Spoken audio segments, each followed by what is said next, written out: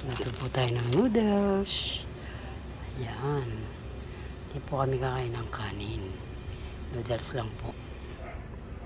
Ito, noodles. Ano, pera?